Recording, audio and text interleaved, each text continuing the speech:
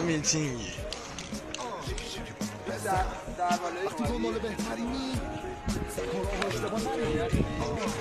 دیجیمون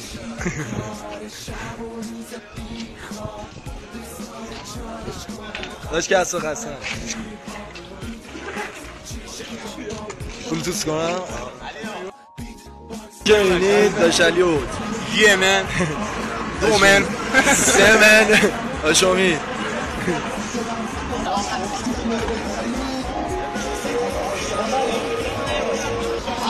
آقا لحظه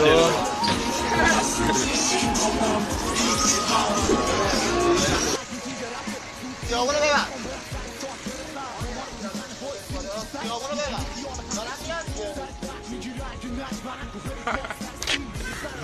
این بچه که میگه من گنگسترم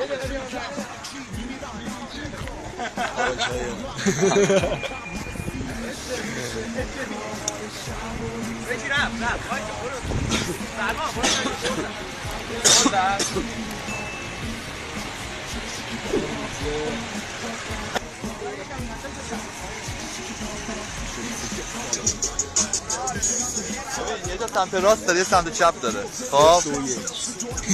سمت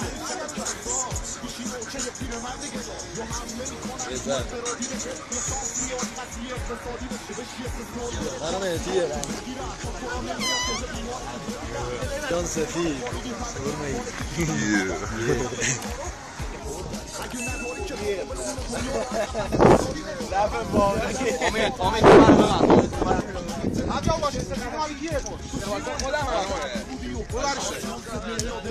ماشین سفید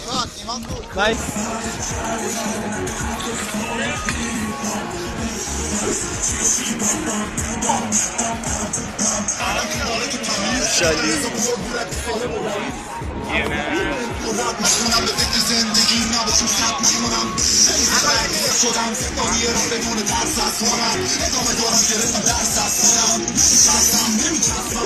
شالی آکه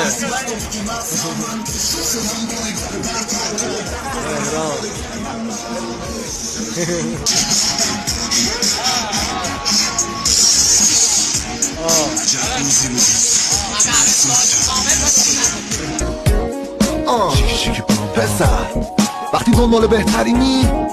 سعی کن راه و اشتباه نری